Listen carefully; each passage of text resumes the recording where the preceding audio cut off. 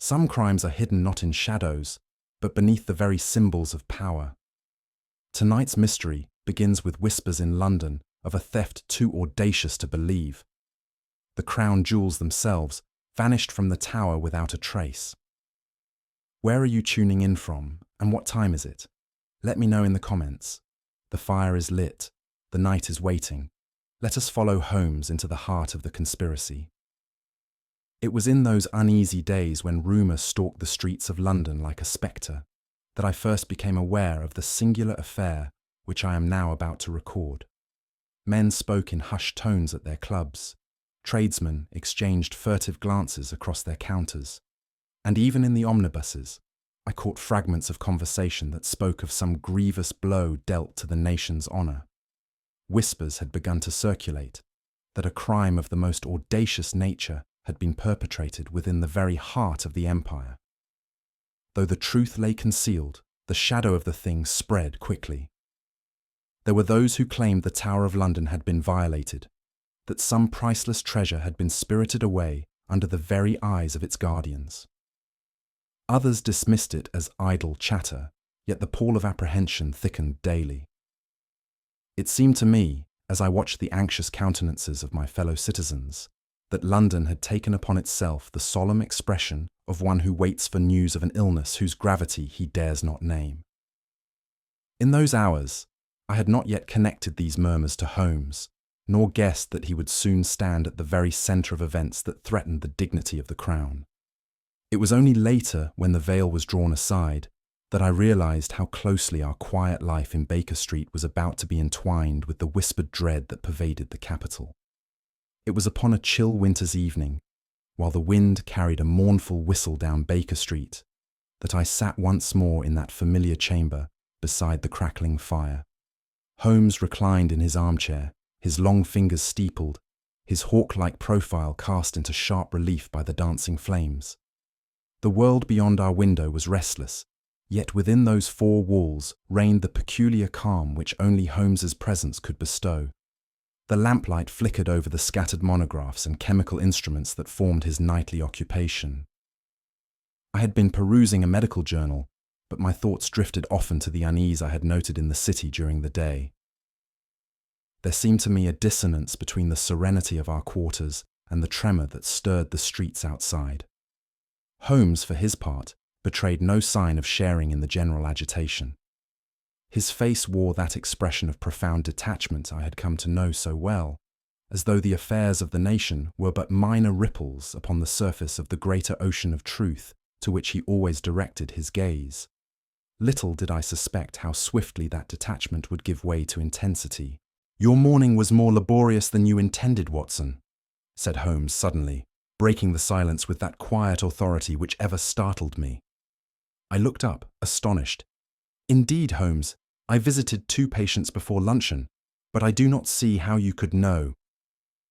He smiled faintly. "Your boots, though recently brushed, show traces of damp soil, yet not of the clay peculiar to our own neighbourhood. Rather, it is the sandy grit of Kensington Gardens, which I take to be the first of your calls. The second must have been in Harley Street, for your cuff is marked by the faint grey dust, peculiar to the physicians' consulting rooms there. Further, the faint odour of carbolic on your coat proclaims your second visit to have been of a surgical nature. Am I wrong?" I could but laugh and shake my head. The accuracy of his deductions never failed to awaken in me the same mixture of admiration and bewilderment. That he should, from such trifles, reconstruct the occupations of my day was a feat which to my medical mind seemed scarcely less than miraculous. Yet there was in his manner that night a suppressed eagerness, as though these demonstrations of his art were but preludes to some graver revelation. Holmes rose, pacing the room with that nervous energy which heralded the approach of a matter worthy of his faculties. His eyes, though steady, shone with an inward fire, and I perceived that his mind was already absorbed in some problem of no ordinary magnitude. "You have observed the disquiet in the city, Watson?" he asked, pausing at the hearth. "Indeed," said I, though I confess the rumours are so vague that one hardly knows what to believe. "Rumours," he repeated gravely. Yet there is a substratum of truth beneath the most incoherent gossip. Something has occurred, and its significance is such that even the common folk, without knowledge of the facts, feel the tremor of it. That is the measure of the event's importance. He stood silent for a moment, gazing into the flames. Within the next few hours, he continued, we may expect a visitor who will bring us tidings that affect not merely individuals, but the fabric of the nation itself. Prepare yourself, Watson, for we are on the threshold of one of the gravest inquiries it has ever been my duty to pursue. At that instant, the muffled roar of the city seemed to reach us even through the shuttered windows, as though London itself were waiting, with bated breath, for the revelation to come. I confess a shiver passed through me, not of fear, but of solemn anticipation. For in Holmes's tone, I discerned the weight of affairs that touched the very honour of England. It was not long after Holmes had uttered his grave prediction of a visitor that the prophecy was fulfilled. The hour was late, the street beyond unusually silent, when the sharp clang of the bell echoed through our lodgings. Mrs. Hudson's step, brisk but subdued, announced the approach of someone who desired discretion. A moment later, our door opened, and there entered a man whose bearing proclaimed both dignity and distress.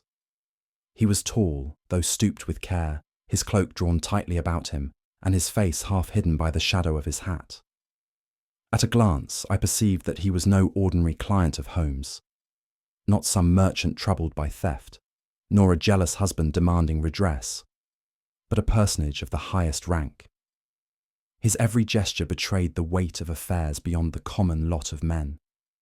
Holmes rose courteously, his keen gaze fixed upon the stranger, yet offering no word, until the latter had thrown aside his cloak and revealed features known to me from more than one public occasion. The pale, strained countenance of Lord Redmayne, Under-Secretary of the Home Office, confronted us. That he should come to Baker Street at such an hour, and in such a manner, was proof enough that the whispers abroad in the city were but the surface ripples of some great calamity yet to be disclosed. Lord Redmayne sank heavily into the armchair Holmes indicated, pressing his gloved hand to his brow as though to conceal emotions unworthy of his station. His lips moved without sound for a moment before he spoke, his voice hushed yet tremulous. "Mr. Holmes," said he, "I come to you not as a servant of the Crown, but as a man who trembles at the enormity of what has befallen." Holmes inclined his head, his expression betraying neither surprise nor pity. His eyes, luminous and steady, seemed to draw out the truth from the faltering speaker. I have seen men stand unmoved amid riots, I thought to myself, yet here is one of the nation's governors shaken to his very core. The statesman struggled to continue. "I must entreat your secrecy. If what I tell you were to pass beyond these walls, the consequences could scarcely be measured. Reputations would be ruined, confidence in the government shaken, and the very stability of the realm imperilled." He paused, his fingers trembling as he unfastened his cloak. I observed the deep lines etched upon his face, as though the burden of decades had in a few days been forced upon him. The agitation in his manner was pitiable in so great a man, and I glanced at Holmes with concern. But my companion remained still, his long, thin hands folded, his gaze fixed upon Redmayne with an intensity that seemed to steady the trembling nobleman against his own weakness. At last, Lord Redmayne found the strength to give utterance to the dreadful truth. He leaned forward, his voice scarcely more than a whisper, yet each word struck me with the force of a hammer. "The imperial state crown has vanished from the Tower of London." For an instant, the room seemed to darken around me.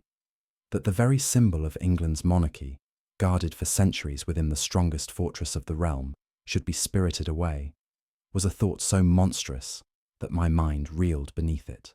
Holmes alone appeared unmoved. "Pray continue," said he, in his cold, precise manner. Redmayne clasped his hands together. "The theft was discovered scarcely 48 hours ago. Scotland Yard has been summoned, but they are at a loss. The public knows nothing of it as yet, though rumour, as you have doubtless perceived, already runs rife. If the truth should become known, The humiliation to the nation would be irreparable. I could scarcely restrain an exclamation. The tower, with its warders, sentries, and impenetrable walls, violated by some unseen hand. It seemed a deed beyond human ingenuity. Holmes's eyes narrowed, but his tone was calm. "And you come to me, Lord Redmayne, because you fear that the resources of the yard will not suffice." The nobleman inclined his head. "Because I know, sir, that you alone may restore what has been lost, and with it, the honour of England." Lord Redmayne's disclosure left us silent for a moment, save for the faint ticking of the clock upon the mantel. When at last he spoke again, it was with a bitterness that revealed the deeper currents beneath his mission. "There are men in Parliament who would seize upon this calamity to overthrow the government. There are newspapers eager to brand us incapable, weak, corrupt. If the truth is not swiftly contained, it will not be the loss of a crown alone, but the ruin of reputations and the triumph of faction over the stability of the state." Holmes regarded him with the faintest tightening of his lips. "So," he murmured, "we have to reckon not only with thieves, but with politicians." The statesman winced at the words. I perceived then that beneath his entreaty for secrecy lay also the dread of personal disgrace, that should his office be linked to the calamity, his own career, and perhaps his honour, would be crushed in the scandal. The matter thus bore not only the grandeur of national peril, but the intimate tragedy of a man ensnared by circumstance. Holmes rose, and for a moment his tall figure seemed to dominate the dimly lit room, with an authority greater than that of the statesman himself. "Lord Redmayne," said he, "your request is one that no man of honour could refuse. You ask for secrecy, you shall have it. You ask for resolution, you shall see me exert every faculty I possess. But remember, this is no common larceny. The stability of the realm, as you yourself have confessed, hangs in the balance. Therefore, I must have complete liberty to act, and you must be prepared to accept the consequences of what I may uncover." The nobleman bowed his head in assent. Holmes resumed his seat, and the firelight flickered upon his austere features. I knew then, with a thrill of mingled dread and admiration, that we stood upon the threshold of one of the gravest inquiries of our career. Early the following morning, a carriage conveyed Holmes and myself through the grey and mist-laden streets of London. The city, though stirring, with its customary life, seemed to me heavy with that same atmosphere of unease which I had remarked the previous evening. The very air bore the chill of secrecy, as though the metropolis itself conspired to suppress the terrible truth of which so few were as yet aware. Holmes sat beside me in profound silence, his gaze fixed steadily upon the sullen waters of the Thames, which at intervals gleamed faintly through the shifting fog. His thin lips were compressed, and the keen light in his eyes bespoke the working of that restless intellect which never ceased from labour, even in outward repose. For my own part, I confess to a sense of awe. The thought that we were being borne towards the very fortress which had guarded England's regalia for centuries stirred in me a solemn pride, mingled with dread. I could not help but feel that some ancient and sacred trust had been violated, and that we were to step upon ground haunted by the shadow of a national dishonour. Upon our arrival at the Tower, we were received with the punctilious courtesy befitting the gravity of our errand. Passing beneath the massive archways and across the cobbled courts, we were ushered at length into the jewel house, that sombre chamber whose massive bars and iron-bound doors seemed fashioned to defy the ingenuity of the boldest malefactor. The atmosphere of the place was oppressive in its silence.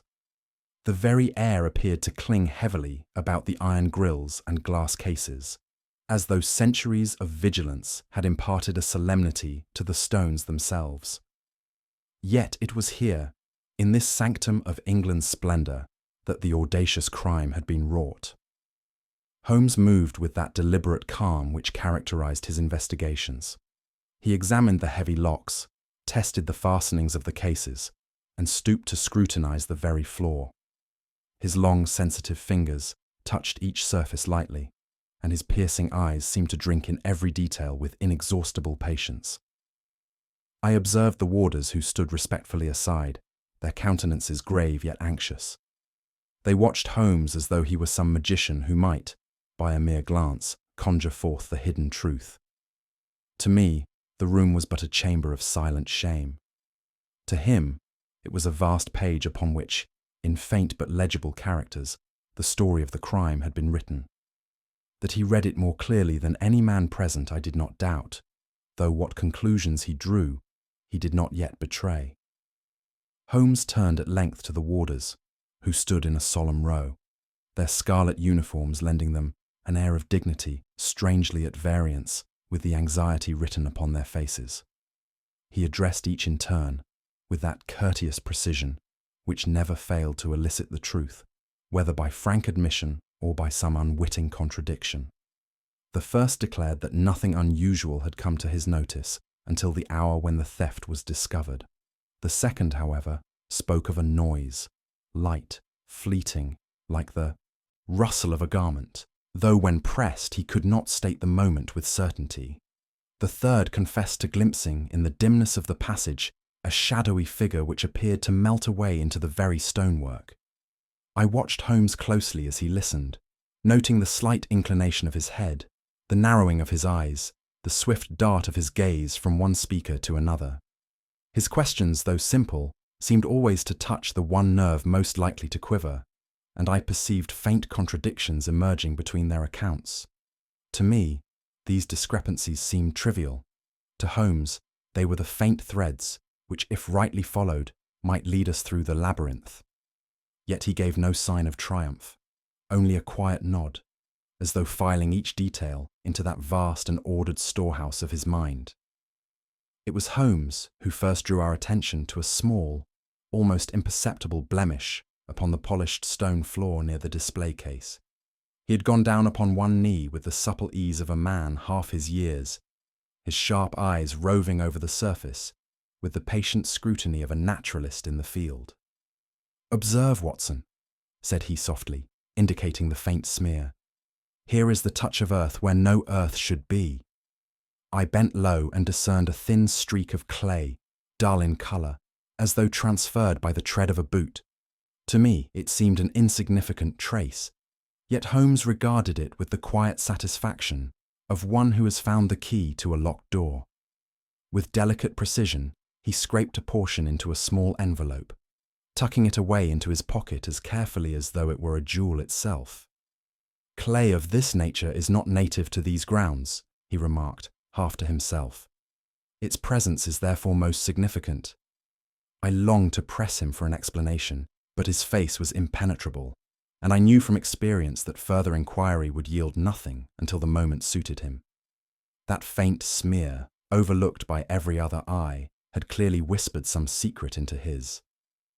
Holmes had risen and was now pacing the chamber with slow, measured steps, his nostrils faintly dilated, as though testing the very air.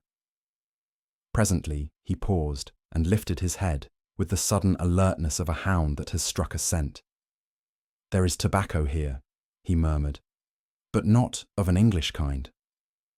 I inhaled deeply, and indeed there lingered in the air a faint, pungent fragrance, subtle yet unmistakable once detected. It was heavier than the familiar odours of Cavendish or shag, with a sweetness that clung to the senses. "Turkish or Balkan," Holmes continued, "a rarity in London, and one seldom employed by our warders. It suggests, therefore, the intrusion of one accustomed to foreign blends, sailors perhaps, or men of cosmopolitan habits. The idea that a stranger of such habits had stood within that guarded chamber only deepened the uncanny sense of violation I had felt since entering. Holmes's face betrayed no such sentiment. He merely nodded to himself, as though this trace too fitted neatly into the invisible design he was already constructing in his mind. While Holmes pursued his investigations, I drew near to one of the younger warders, whose pallor betrayed a mind unsettled by recent events. With some hesitation, he confided that, during the night in question, he had perceived a fleeting figure moving in the half-light of the passage. "It was but a shadow, sir," he whispered, glancing nervously around, "yet I could have sworn it glided along the wall and was gone in an instant, as though it had melted into the stone. The strange imagery of his account impressed me deeply, for it accorded with that almost supernatural atmosphere which the place had assumed in my imagination. But Holmes, to whom I repeated the statement, regarded it with cool detachment. The mind, when unstrung by fear, may invest the ordinary with the marvellous, said he. Yet even delusions rest upon some foundation. We must not dismiss the testimony, however fantastic its colouring may appear. Thus, even the frightened words of a nervous sentry were seized by my friend and laid carefully alongside the fragments of clay and the drifting scent of tobacco, each clue a thread to be woven into his fabric of deduction. At length, our inspection was complete, and we stepped once more into the chill air of the courtyard. Holmes walked with his head bowed, his hands clasped behind him, and his eyes fixed upon the ground.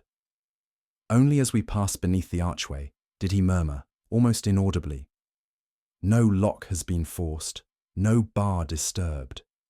Either a trusted hand betrayed its charge, or we contend with an artifice so subtle as to rival the craft of illusion itself." I glanced at him in awe, sensing that behind his calm exterior, the whole design of the crime was beginning to take shape. Upon our return to Baker Street, Holmes threw off his coat and at once set about an exercise that never failed to astonish me in its ingenuity. Clearing the centre table of its books and papers, he drew chalk lines upon its surface, stretched lengths of string across it, and employed a variety of household objects to reproduce the jewel chamber in miniature. With the precision of a military engineer, he recreated doors, cases, and passages until the whole lay before us in curious likeness. I watched as he shifted a candlestick to represent a sentry, a box of cigars for the jewel case, and a violin bow for the iron grill. Then, with narrowed eyes, he traced the path of an unseen intruder through the model, his long fingers moving with a certainty that suggested he already beheld the phantom thief before him. "There is a method of entry here, Watson," he murmured, "which to the casual eye is inconceivable, yet to one who grasps the geometry of the place is simplicity itself." I leaned forward eagerly. "You mean the jewels could have been taken without force?" Holmes smiled faintly. "Precisely so. But the means is less remarkable than the mind which conceived it." He straightened suddenly, as though dismissing the toy construction before him. "The key lies not in walls or locks, but in the subtle interplay of opportunity, betrayal, and audacity. Let us wait. Events will soon clarify themselves." Holmes's prophecy was swiftly fulfilled. By the following morning, the rumour which had hitherto circulated in whispers burst forth into the full glare of publicity. Every newspaper in London carried startling headlines, speaking darkly of an outrage at the Tower and peril to the nation's honour. Though no journal dared state the matter plainly, the innuendo was such that the truth stood naked to every reader's imagination. Crowds gathered about the newspaper offices, discussing in angry tones the incompetence of those entrusted with the nation's treasures. At the club, in the tavern, and even in the churches, the talk was of nothing else. Men's faces grew grave, women's anxious, and I, who alone knew the full measure of the calamity, marvelled at how swiftly a secret of state could become the common gossip of the street. Through it all, Holmes remained unmoved, reading the columns with quiet detachment, while I fumed inwardly at the breach of confidence that had plunged the city into panic. It was upon that same day that Inspector Lestrade, brisk and self-satisfied, presented himself at Baker Street. His countenance glowed with the triumph of a man who believes his task accomplished. "We have him, Mr. Holmes," he declared, rubbing his hands together. A young warder, disaffected, with a taste for seditious pamphlets and loose company. We found upon him a sum of money far beyond his means. He has confessed to sympathy with radical societies, and I've no doubt he hoped to strike at the Crown itself. I could not but feel a moment's relief at the tidings. That a single misguided youth, rather than a conspiracy of vast proportions, should be the culprit, seemed a conclusion greatly to be desired. Holmes, however, regarded Lestrade with an expression of weary indulgence. "And the jewels?" he asked softly. Lestrade hesitated. "As yet unrecovered, but his associates will doubtless reveal their hiding place."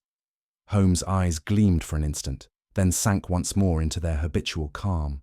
"Indeed, Lestrade, you may congratulate yourself, yet I should withhold the laurel until the treasure itself is restored." With this mild rebuke, he dismissed the inspector, who departed in no little indignation. When Lestrade had gone, I turned to Holmes eagerly. "Surely this solves the matter. The fellow's radical leanings, his unexplained wealth, it all points to guilt." Holmes lit his pipe and leaned back in his chair. "My dear Watson, the case against him is too complete. Life, you will find, rarely conforms so obligingly to the convenience of the police." He blew a thin stream of smoke toward the ceiling. "The jewels have not been recovered, nor is there evidence that this unfortunate warder possessed either the ingenuity or the opportunity to effect so delicate a theft. To suppose that he, unaided, accomplished what baffled every safeguard of the tower is absurd." "But the money," I protested. "Planted or received for silence. It matters little. The arrest will appease the public, but it brings us not one step nearer the truth. No, Watson, we must look higher, much higher, for the hand that guided this affair." I shivered at his words, for they carried a weight of significance I did not yet comprehend. Holmes's gaze, fixed upon the fire, burned with a stern intensity that told me his thoughts were already shaping some darker suspicion. It was later that evening, as we sat together, that Holmes spoke again in low, deliberate tones. "You observed, Watson, the agitation of Lord Redmayne, his trembling hands, his faltering speech. Such signs may spring from the pressure of state business, but I think not. They spoke rather of a man whose conscience is troubled, whose nerves are frayed by some secret dread." I stared at him in astonishment. "You cannot mean—" "I mean only that his distress was disproportionate, and his eagerness for secrecy extreme. Such qualities are not, in themselves, proofs of guilt, but they suggest a hidden motive. Until I know more, I reserve my judgment. In the meantime, I would have you employ your medical eye in a different service." He leaned forward. "You, Watson, must observe him closely. Follow discreetly when occasion offers. A doctor, after all, excites less suspicion than a detective. Between us, we may yet lay bare the truth." His words fell upon me with a sense of solemn duty. I knew not what we should discover, but I resolved that I would not fail Holmes in the trust he now reposed in me. It was on the following day that we received tidings which struck both Holmes and myself with dismay, though in very different fashions. A messenger from Scotland Yard arrived, his face grave, and placed in Holmes's hands a brief report. "The prisoner is dead," said Holmes quietly after perusing it. I started from my chair. "Dead?" "The young warder. Found this morning in his cell. No signs of violence. The doctor declares it heart failure, though the man was sound in health but yesterday." The words fell upon me with a chill sense of foreboding. Here was the one individual who might have spoken, either to confirm his guilt or to clear his name. And now his lips were sealed forever. If guilty, he had carried his secrets into eternity. If innocent, then his fate was the most cruel of miscarriages. Holmes laid down the paper with a cold precision. "A convenient death, Watson. Too convenient. I think that silence is sometimes purchased more effectively than confession. The hand that struck the tower has not yet shown itself, but it moves with consummate skill. We face no bungler, but a master." I looked upon him with unease, for the shadow of the crime seemed darker than ever, now that one thread of truth had been forever cut. Later that same afternoon, Holmes summoned me to his side as he bent over a series of small packets upon the table. From one he drew forth the smear of clay which he had so carefully preserved from the tower.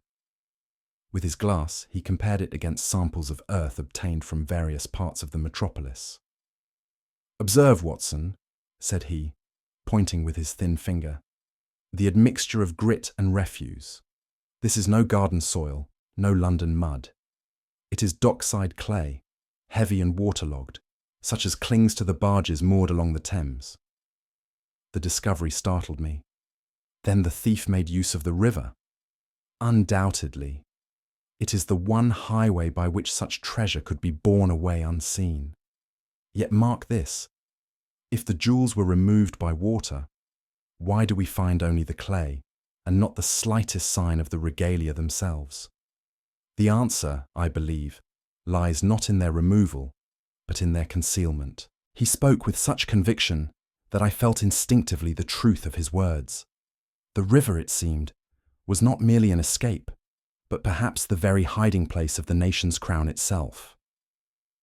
That evening, under Holmes's direction, we made our way to the lower reaches of the river, where the docks sprawled in endless confusion of cranes, barges, and narrow alleys.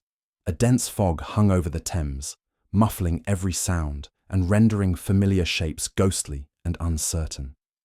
The black water lapped sluggishly at the timbers, while lanterns gleamed faintly through the vapour like dying stars. Holmes moved swiftly, yet noiselessly, his long figure gliding ahead of me as though he himself were a part of the mist. I kept close, my senses strained by the eerie silence, broken only by the occasional creak of wood or the distant cry of a night watchman. Presently, Holmes gripped my arm and pointed. Through the vapour, I perceived a darker shadow moving stealthily along the wharf. There was something in its furtive gait that proclaimed guilt even before we knew its errand. Without a word, Holmes signalled me to follow, and thus we began that silent pursuit through the labyrinth of riverside gloom. The figure quickened its pace, and so did we. Across slippery timbers and along narrow, winding lanes we pressed after him, the fog closing round us like a shroud. More than once I nearly lost my footing upon the wet planks, but Holmes moved with tireless certainty, his eyes never leaving the quarry. At length the man broke into a run. We gave chase, our footsteps echoing through the silent dockyard. Twice he glanced back, and in the fleeting gleam of a lantern, I caught the outline of a gaunt, haggard face, with wild eyes that seemed to gleam with both fear and desperation. Suddenly, he swerved and darted down a flight of steps to the river's edge. Before we could reach him, he had clambered onto a barge and, with a last desperate glance, plunged into the black water below. We rushed forward, peering into the darkness, but the fog and tide swallowed him as completely as though the river had claimed him for its own. Holmes stood motionless, his hands clasped behind his back, his profile stern against the mist. "We had him, Watson," he said at last, "and yet he is gone." His voice carried no anger, only the cold recognition of a battle prolonged. We turned back from the river with heavy hearts, the echo of that last splash still haunting my ears. For once, I saw in Holmes a weariness that sat strangely upon his usually tireless frame. His shoulders stooped ever so slightly, and his eyes, though still keen, bore the shadow of fatigue. "Do not be disheartened, Watson," he said quietly, as though divining my thoughts. "We are contending with an adversary of rare cunning. He has outpaced us tonight, but every move he makes writes another line upon the ledger. In time, we shall read it whole." I marvelled at his composure. To me, the night's labour seemed barren of result. Our quarry escaped, and the darkness deeper than before. Yet Holmes, with that unshakable faith in the logic of events, saw not failure, but the gathering of threads yet to be woven. As we reached our lodgings, he cast one last glance toward the fog-veiled river. "The game is not ended," he murmured. "It has only begun." Back once more in our Baker Street chambers, Holmes threw himself into his chair with an air of quiet satisfaction, as though his mind had at last reached a point of clarity. For some moments he smoked in silence, his gaze fixed upon the shifting smoke rings that rose above him. "Watson," said he at length, "we have been labouring under an illusion fostered as much by tradition as by circumstance. All have assumed that the jewels were removed from the tower. I tell you, they were never removed at all." I stared at him in astonishment. Holmes, but surely. Consider, my dear fellow, not a lock forced, not a gate disturbed. The very absence of disturbance is itself a clue. What if the treasure were not borne away, but hidden within the tower's own confines? Some recess overlooked, some receptacle unsuspected. The clay upon the floor, the tobacco in the air, these are not the signs of removal, but of concealment. The jewels rest nearer to their rightful place than any man dares suppose. His words struck me with the force of revelation. It seemed incredible, yet, as I turned the matter over in my mind, I perceived the subtle logic which had guided him. Where others saw absence, he saw presence in disguise. Holmes rose and paced the room, his hands clasped behind his back, his eyes gleaming with suppressed energy. And who, Watson, possesses both the access and the desperation to contrive such a scheme? Who trembled in our presence, his every gesture betraying a conscience ill at ease? I knew at once of whom he spoke. Lord Redmayne? Holmes inclined his head. A man ensnared by debts, pressed by obligations, and no stranger to political intrigue. Mark his eagerness for secrecy, his agitation, his reluctance to furnish details. These are not the signs of a mere custodian of state, but of one whose own honour is imperilled by discovery. I shuddered at the thought. That so high a personage could stoop to treachery seemed monstrous, yet Holmes's reasoning admitted of no easy rebuttal. Do you mean that he has conspired to conceal the jewels for his own advantage? I asked. Holmes smiled coldly. I mean that he is enmeshed, whether as principal or as accomplice. The cords of his guilt are woven of money and fear, and if we would lay bare the truth, we must tempt him to betray himself. It was then that Holmes unfolded the plan which bore the impress of his singular genius. The thief, or his accomplice, believes the jewels safely hidden. Let us disturb that conviction. Suppose word were to reach him that the government, fearing further peril, had resolved to remove the regalia from the tower and transport them abroad for security. Would not our guilty man be compelled to act? He must seek to recover his treasure, lest it pass forever beyond his reach. I marvelled at the simplicity and audacity of the scheme. But how will such a rumour be spread without exciting suspicion? Holmes's eyes sparkled. By the oldest artifice in the world, secrecy betrayed. A whisper here, a hint there, planted where we may be sure it will travel swiftly to the ears of those who watch. The conspirator will believe he has overheard what was meant to be concealed, and in acting to secure his prize, he will expose himself. He tapped the table with his long forefinger. It is not enough to observe, Watson. One must provoke. We shall make the criminal reveal his own hand. For the next 2 days, our chambers became the centre of the most delicate preparations. Messages were dispatched, interviews conducted in hushed tones, and Lestrade, though incredulous, lent his reluctant aid. Holmes impressed upon him the necessity of silence, for the faintest indiscretion would wreck the entire design. At Holmes' direction, word was allowed to circulate that a secret removal of the regalia was to take place by night, the treasure conveyed to a secure vessel moored upon the Thames. The rumour spread with the swiftness of fire among dry leaves, whispered by men who believed themselves privy to state secrets, yet whose very gossip was the trap into which they were lured.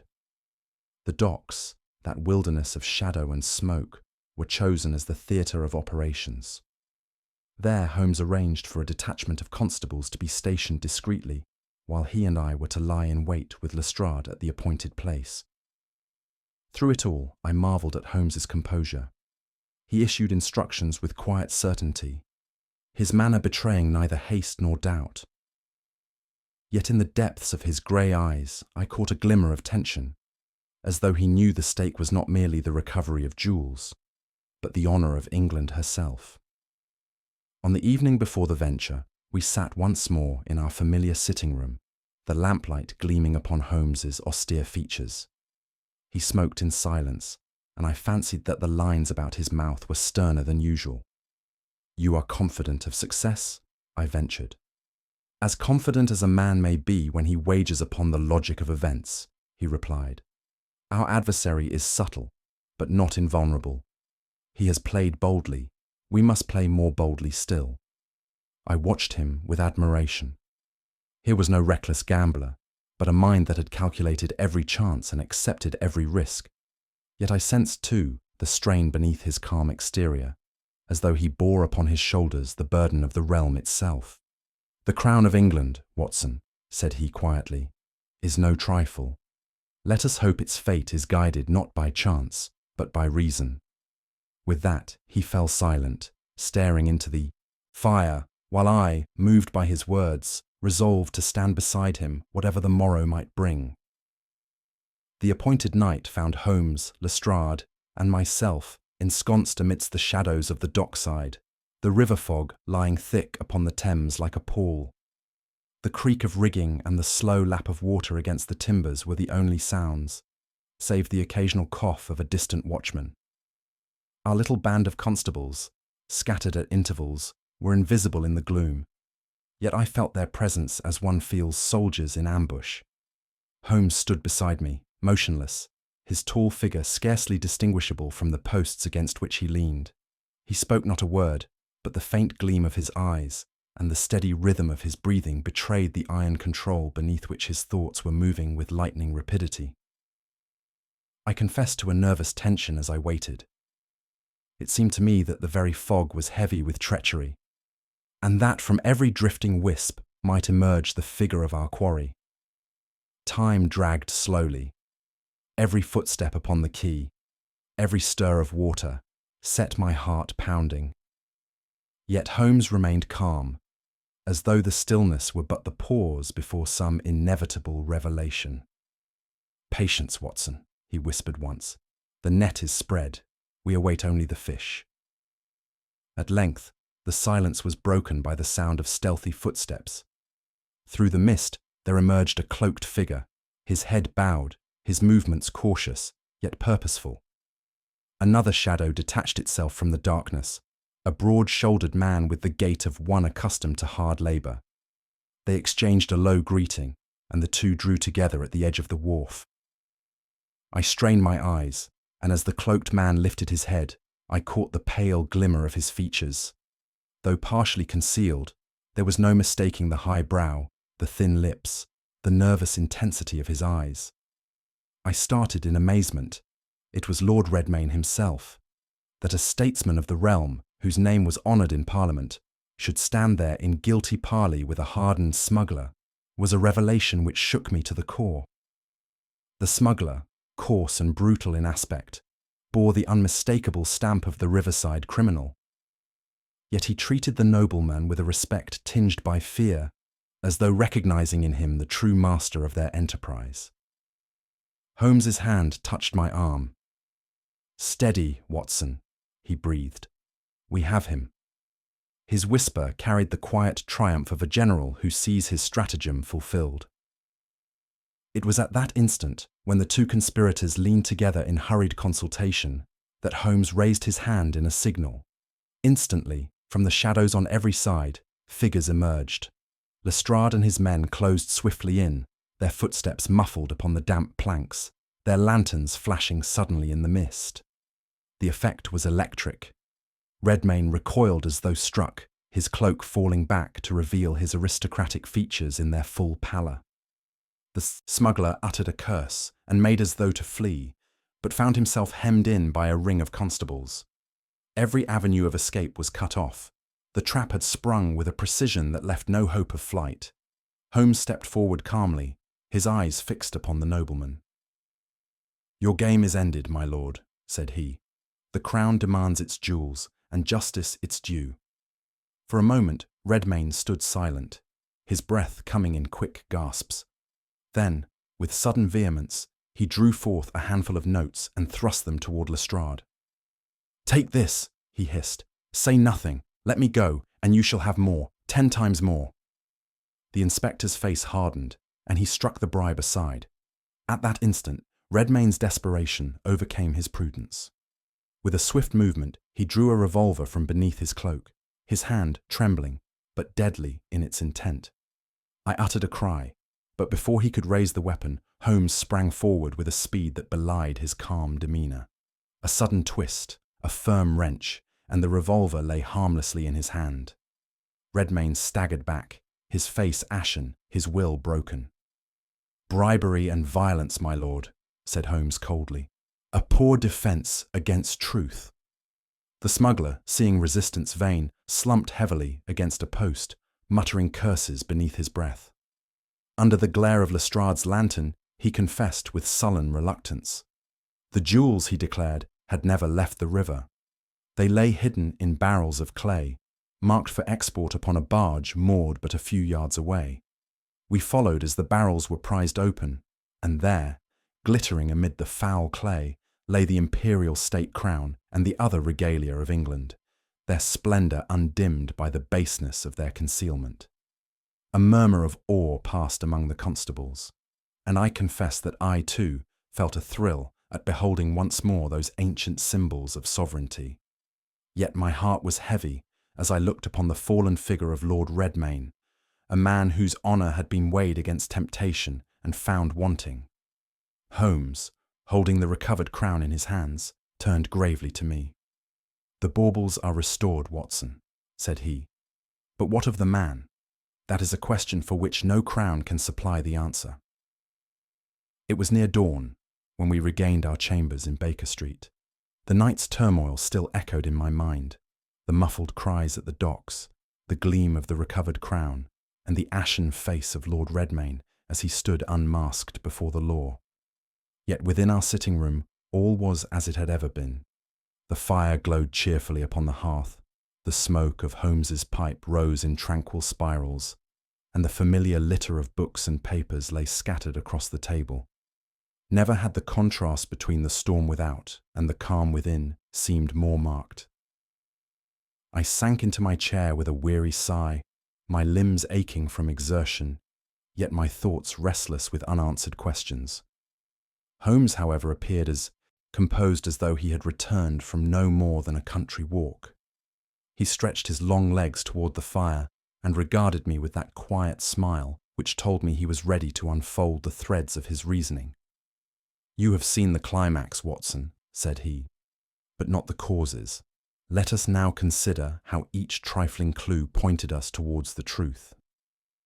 Holmes drew from his pocket the small envelope into which he had scraped the smear of clay at the tower. He shook a few grains into his palm and regarded them thoughtfully. "This," said he, "was the first whisper of the truth. It is dockside clay, heavy with water and unlike any soil within the tower grounds. Its presence near the jewel case proved that some portion of the treasure had been concealed in connection with the river." I nodded, recalling the barrels upon the barge. "Precisely," Holmes continued. "The jewels were not spirited through gates or walls. They were hidden in plain sight, buried in barrels of clay destined for shipment. No guard would question such commonplace cargo. The very earth itself became their concealment. The smear upon the stone told me where to look. Once I knew the river was implicated, the whole affair resolved itself into a matter of tracing concealment rather than escape." He replaced the sample with careful fingers. "Thus, Watson, from so slight a blemish as this, the safety of England was preserved. A grain of clay outweighed the ingenuity of men." Holmes leaned back, his eyes half closed. Next, the air of the chamber spoke to me. A faint odour of Turkish tobacco lingered, perceptible only to one trained to note such subtleties. None of the warders employed such a blend. It bespoke the presence of an intruder accustomed to foreign habits. "You mean the smuggler?" I asked. "Undoubtedly. The docks are ever the haunt of men whose pipes carry the fragrance of the Levant." Thus the scent, fleeting as it was, narrowed our circle of inquiry. It linked the tower to the riverside haunts of contraband, and confirmed that the Thames was the artery through which the plot was nourished. I marvelled once more at how an impression so slight, which to me was no more than a vague sweetness in the air, had become in his hands a testimony as strong as sworn evidence. Holmes's genius lay not merely in observing, but in assigning to each trifle its precise value in the great equation of crime. Holmes's expression grew cold as he continued. The arrest of the unfortunate warder was a masterstroke of misdirection. It placated the public, convinced the newspapers, and diverted attention from the true conspirators. His radical sympathies made him an easy scapegoat. A purse of money was placed in his possession, and when suspicion fell upon him, no one cared to look further. I recalled the poor fellow's mysterious death in his cell and shuddered. Then he was innocent. Innocent of theft. Guilty only of indiscretion. His silence was purchased by death, Watson. It removed the last witness who might have pointed beyond himself. Holmes's voice was like steel. Such cruelty betrays the hand of a desperate man who valued his own safety above every moral scruple. It told me that our quarry was not a mere smuggler, but one with power to manipulate the yard and to silence inconvenient mouths. Holmes rose and paced the room, his features grave. Consider Lord Redmayne, burdened by debts contracted in secret, entangled with financiers whose influence touched both commerce and politics. His desperation was written in every tremor of his hands, every faltering word he uttered in this very room. He sought not merely to enrich himself, but to stave off ruin. The jewels once hidden became his security, a pledge with which he hoped to buy time or favour. The smuggler was his tool, but the guiding brain was his own. He orchestrated the concealment, believing the treasure safer in his grasp than under the guard of the crown. I listened in sombre silence, for the image of the man's downfall weighed heavily upon me. That one so exalted should descend to such treachery seemed to stain the very fabric of our national life. Holmes halted before the fire. His crime was not born of hatred for England, but of fear for himself. And yet, Watson, the result is the same.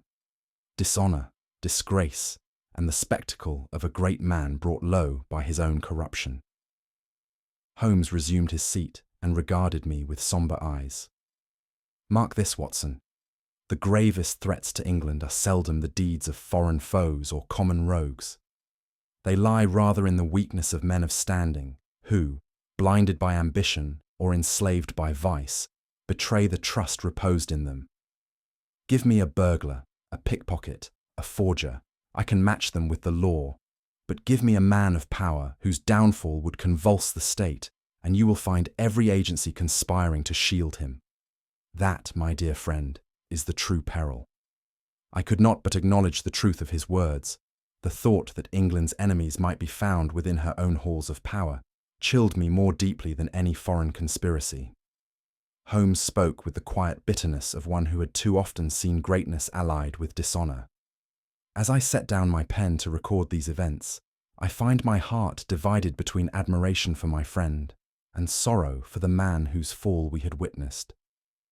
Holmes's genius, as ever, had pierced the veil of circumstance and restored the honour of the crown.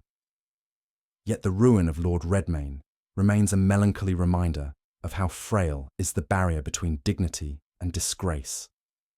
I confess that my sympathy was stirred even for the guilty statesman.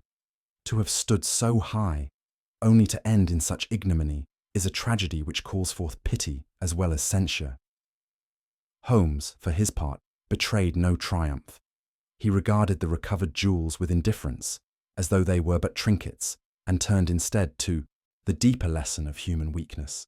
Thus ended one of the gravest of our adventures, in which the safety of the realm was preserved, yet at a cost that cannot be reckoned in crowns or sceptres. The morning after our return from the docks, I found Holmes still seated in his armchair, his dressing gown about him, and the ashes of many pipes strewn upon the hearth. His eyes were heavy, his features drawn, and I perceived in him that rarest of sights, a fatigue born not of body, but of spirit.